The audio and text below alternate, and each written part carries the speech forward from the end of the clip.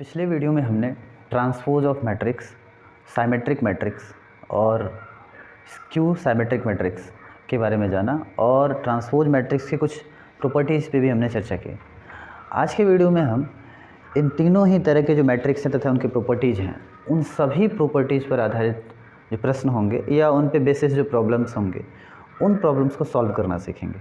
तो आइए आज के लेक्चर या इस वीडियो की शुरुआत करते हैं साइमेट्रिक, स्क्यू साइमेट्रिक और ट्रांसपोज मैट्रिक्स के क्वेश्चन से। ठीक है, तो इन क्वेश्चन से हम आज के वीडियो की शुरुआत करते हैं। सबसे पहले हम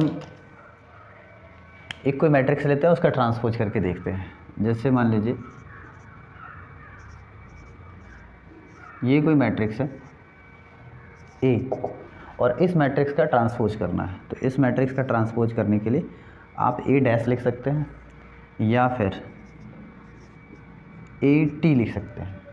ए और ऊपर जहाँ आपने डैश लिखा है वहाँ कॉर्नर पे आप टी लिख लीजिए छोटा सा, इज इक्वल टू पहले रो को कॉलम बना लीजिए, पहला कॉलम 2 6 2 और फिर दूसरे रो को दूसरा कॉलम बना लीजिए 0 9 6। तो ये आपका हो गया मैट्रिक्स ए का ट्रांसपोज मैट्रिक्स। ठीक है, अभी हम कोई ऐसा मैट्रिक्स लेंगे। आपको पता है कि किसी भी मैट्रिक्स का ट्रांसपोज मैट्रिक्स जो है उसके रो और कॉलम का इंटरचेंजिंग ही होता है। तो उसके हमने कुछ प्रॉपर्टीज़ भी पढ़ाए थे, ट्रांसपोज मैट्रिक्स के हमने कुछ प्रॉपर्टीज़ पढ़ाए थे। उन प्रॉपर्टीज़ पर बेसिस हम कुछ क्वेश्चन कर लेते हैं। जैसे कि एक प्रॉपर्टीज ऐसा था कि matrix A plus matrix B का ट्रांसपोज, मतलब the sum of matrix A and B का ट्रांसपोज या transpose of sum of matrix A and B, यानी ए और बी मैट्रिक्सों को जोड़ लेना है, उसका ट्रांसपोज कर लेना है और आप उनका अलग अलग ट्रांसपोज करके ए और बी को और फिर जोड़िए तो ये दोनों ही बराबर होते हैं। एक प्रॉपर्टी जब हमने पढ़ा था, इस प्रॉपर्टी पे क्वेश्चन कर लेते हैं। तो एक मैट्रिक्स तो ऑलरेडी हमारे पास है, दूसरा मैट्रिक्स भी इसी ऑर्डर का ले लेते हैं क्योंकि हमें ऐड करना है और ऐड करने के लिए, सब्ट्रैक्ट करने के लिए मैट्रिक्स के ऑर्डर का एक होना अनिवार्य है, नेसेसरी है। तो एक मैट्रिक्स आप बी ले लीजिए और 6 -2 0 1 7 5, ये एक मैट्रिक्स आपने ले लिया और इस बी मैट्रिक्स का भी आपको ट्रांसपोज करना है। ट्रांसपोज ऑफ मैट्रिक्स बी 6 -2 0 1 7 5, ये मैट्रिक्स हमने बना लिया, मैट्रिक्स बी का ट्रांसपोज मैट्रिक्स है। अभी ट्रांसपोज मैट्रिक्स, इन दोनों ही ट्रांसपोज मैट्रिक्स को लेकर के हम वो प्रॉपर्टीज़ करके देखेंगे। तो ले लेते हैं ए और प्लस बी पहले। ठीक है, ए और बी को ऐड कर लेते हैं। तो ए और बी को ऐड करेंगे तो कितना होगा, मैट्रिक्स ए और मैट्रिक्स बी के एलिमेंट को अगर ऐड करते हैं तो 2 6 8 6 2 4 2 + 0 2 0 1 1 9 7 16 और 6 5 11। ठीक है, ऐसा कर लिया। अब इसका ट्रांसपोज फाइंड आउट कर लेते हैं।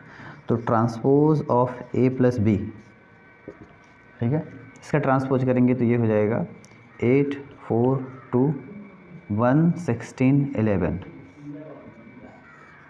तो ये transpose of A plus B हो गया। अभी हम ए और बी को अलग अलग ट्रांसपोज करके हमने यहाँ देख लिया हुआ है, अभी इन दोनों को ऐड कर लेते हैं। तो ट्रांसपोज ए और ट्रांसपोज बी, ठीक है, अभी इन दोनों को ऐड करते हैं। ट्रांसपोज वाले को 2 6 8 6 और 2 +4, 6 और -2 ऐड करेंगे +4 होगा 2 0 2 0 1 1 9 7 16 और 6 5 11। आप देख रहे होंगे कि transpose of A plus B के सारे एलिमेंट वैसे ही हैं या उनके सभी एलिमेंटों के वैल्यू वही हैं जो transpose of A plus transpose of B के एलिमेंटों का है। ठीक है, सेम है ना, तो सेम है तो हम लिख सकते हैं, आप लिख सकते हैं बिकॉज ऑल एलिमेंट ऑफ, या since all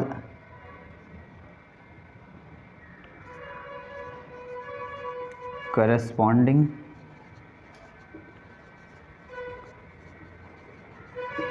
elements are equal of A plus B, transpose of A plus B and transpose of A plus transpose of B।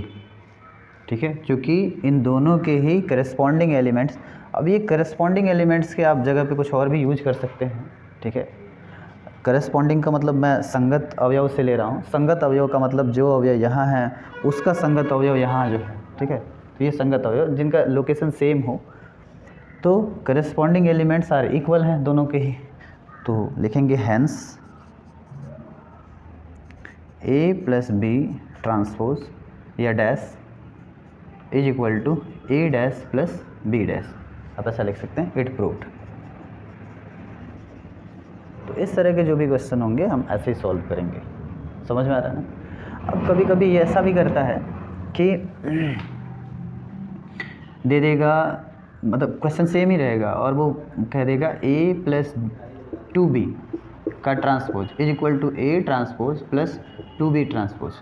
तो आप इसको पहले 2 से मल्टीप्लाई कर लेंगे B में, फिर जा करके ऐड करके ऐसा करेंगे। ठीक है, और इसके बारे में पढ़ाया भी गया, बताया भी गया है कि K से किसी मैट्रिक्स के ट्रांसपोज में मल्टीप्लाई कर लो, या फिर मल्टीप्लाई करके ट्रांसपोज करो, ट्रांसपोज करके मल्टीप्लाई करो, या फिर मल्टीप्लाई करके किसी स्केलर से और फिर ट्रांसपोज करो, कोई फ़र्क पड़ने वाला नहीं है, दोनों इक्वल हैं। ये पहला प्रॉपर्टीज, दूसरा प्रॉपर्टीज था कल जो पढ़ाया गया उसमें। तो ये मतलब पिछले वीडियो का दूसरा प्रॉपर्टीज है शायद। तो आप ऐसा कर लेंगे, पहले 2 से मल्टीप्लाई कर लेंगे, फिर जाके ट्रांसपोज करेंगे। ठीक है, या 2 से मल्टीप्लाई करके ट्रांसपोज करिए, या मल्टीप्लाई करके 2 से ट्रांसपोज कीजिए। तो ये हो गया आपका first type. First type, second type कह सकते हैं या फर्स्ट टाइप ही कह सकते हैं। इसमें केवल ट्रांसपोज किया हमने, और ट्रांसपोज करने के बाद एक प्रॉपर्टीज को हमने प्रूव करके दिखाया आपको। ठीक है, अब अगला टाइप लेते हैं। टाइप जो क्वेश्चन हमने लिया हुआ है second type, second type question में जो हम प्रूव करने वाले हैं वो एक तरह का प्रॉपर्टीज भी है। और प्रॉपर्टीज क्या है कि यदि किसी मैट्रिक्स का ट्रांसपोज और उस मैट्रिक्स जिसका वो ट्रांसपोज है, उन दोनों का मल्टीप्लाई करेंगे तो आइडेंटिटी मैट्रिक्स के इक्वल होगा। ये एक प्रॉपर्टीज भी है, और इसके लिए क्वेश्चन भी हमने ले लिया हुआ है। ठीक है, तो क्वेश्चन ले लिया हुआ मैंने, if A is equal to, यदि A बराबर cos alpha sine alpha minus sine alpha cos alpha हो, तो सिद्ध कीजिए या prove that transpose of A into A is equal to I, मतलब आइडेंटिटी मैट्रिक्स। तो करते हैं, पहले A का ट्रांसपोज कर लेते हैं। ट्रांसपोज करेंगे तो कॉस अल्फ़ा साइन अल्फ़ा, और ये होगा minus sine alpha cos alpha. ये ट्रांसपोज हो गया।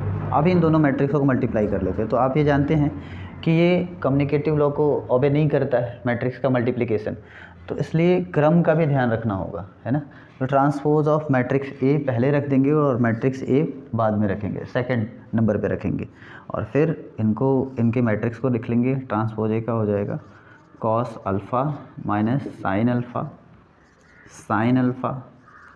कॉस अल्फ़ा इंटू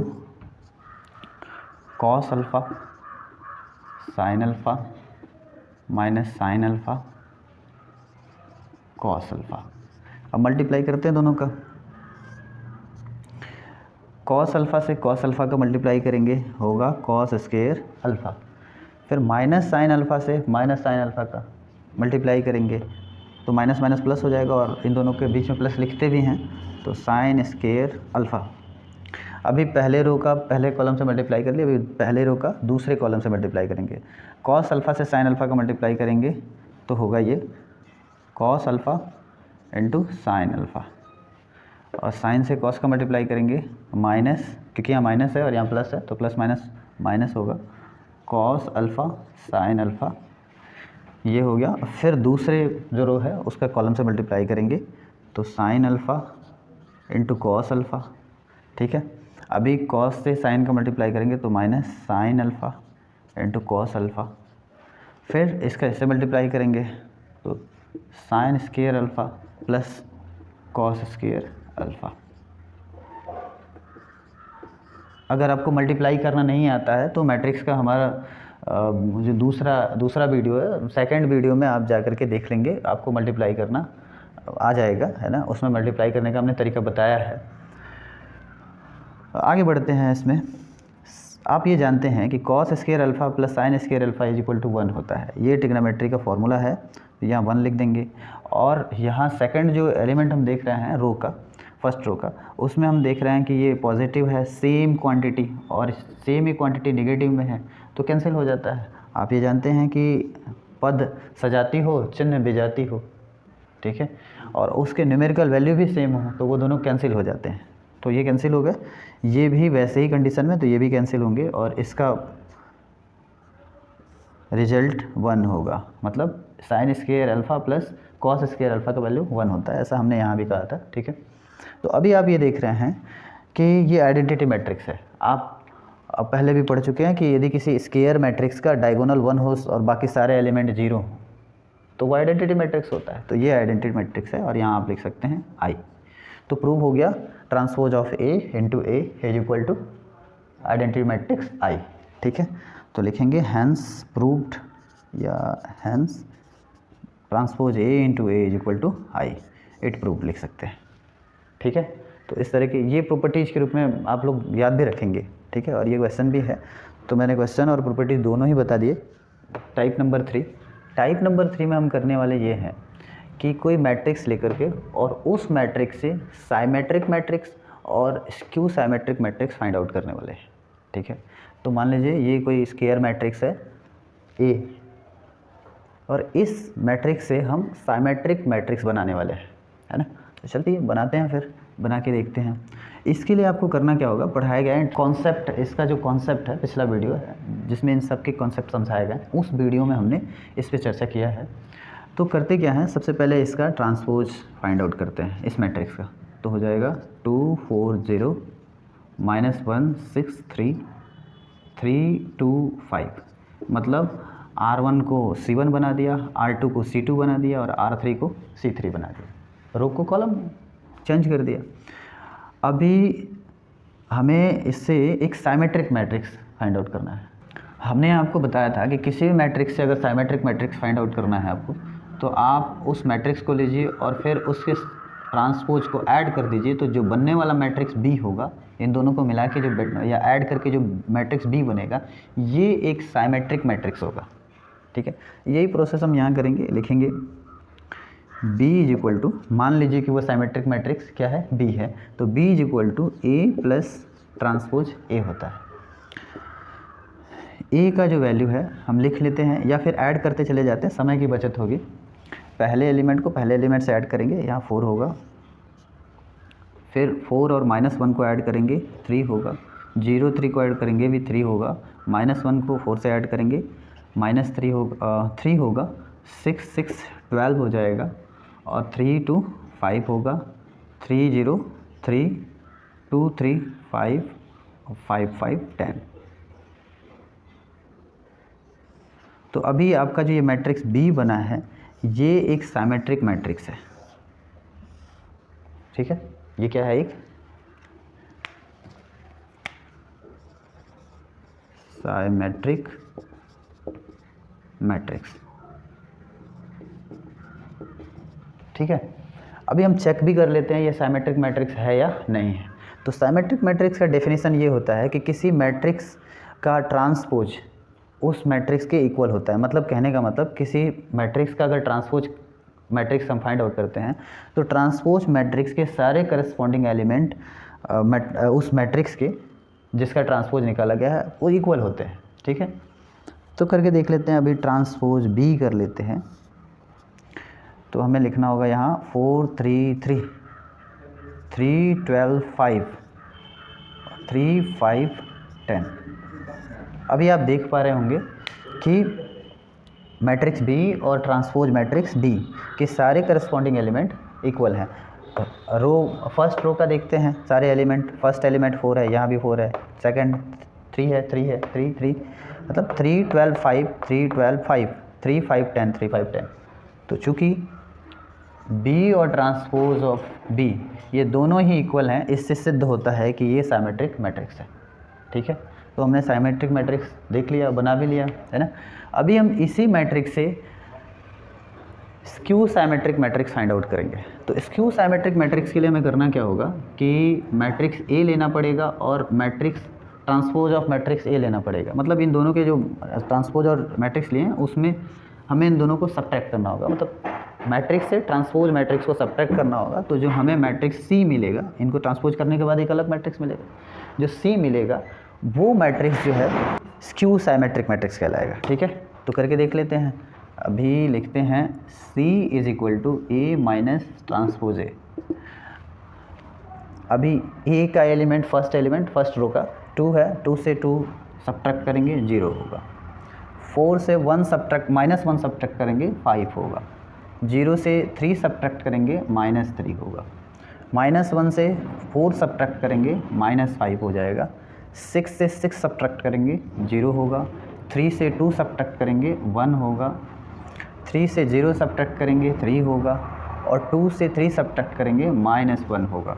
5 से 5 सब्ट्रैक्ट करेंगे 0 होगा। तो ये आपको मिलता है मैट्रिक्स C, जो कि एक स्क्यू साइमेट्रिक मैट्रिक्स है। ये एक स्क्यू साइमेट्रिक मैट्रिक्स है, ठीक है। अब इसकी भी जांच कर लेते हैं, क्या पता ये स्क्यू साइमेट्रिक हो या ना हो, है ना। तो स्क्यू साइमेट्रिक मैट्रिक्स का जांच करने के लिए सबसे पहले इसका ट्रांसपोज फाइंड आउट करते हैं। Transpose C is equal to 0 5 -3 -5 0 1 3 -1 0। ये हो गया ट्रांसपोज ऑफ C। अभी इन दोनों को जांच करने के लिए, मतलब C को जांच करने के लिए, C को ये जांच करना हो कि स्क्यू साइमेट्रिक मैट्रिक्स है कि नहीं है, तो इसके लिए हमें क्या करना होता है, इसके लिए शर्त होता है कि ट्रांसपोज मैट्रिक्स इक्वल होता है मैट्रिक्स के नेगेटिव के, ठीक है। तो इसका नेगेटिव कर लेते हैं, तो -C कर लेते हैं। -C करने का मतलब इन सब में -1 से मल्टीप्लाई कर लेंगे। ये 0 होगा, -5 होगा, +3 हो जाएगा, +5 0 -1 3 -3 ये हो जाएगा और ये +1 हो जाएगा और ये 0 हो जाएगा। अभी आप देख पा रहे होंगे कि ट्रांसपोज C और -C के सारे एलिमेंट जो संगत अवयव हैं वो सभी के सभी इक्वल है। तो इक्वल हो जाने की वजह से हम ये कह सकते हैं because transpose of C is equal to -C, hence C is a skew symmetric matrix. अतः C क्या है, स्क्यू साइमेट्रिक मैट्रिक्स है ना। तो ये आपका थर्ड टाइप हो गया, जिसमें हमने आपको बताया साइमेट्रिक मैट्रिक्स कैसे किसी मैट्रिक्स से फाइंड आउट करें और स्क्यू साइमेट्रिक मैट्रिक्स कैसे फाइंड आउट करें, और ये भी कैसे पता करें कि जो हमने मैट्रिक्स बना लिया हुआ है वो वास्तव में साइमेट्रिक है या नहीं है, या स्क्यू साइमेट्रिक है या नहीं है, ठीक है। तो ये टाइप आपको मुझे लगता है समझ में आया होगा, ये भी टाइप।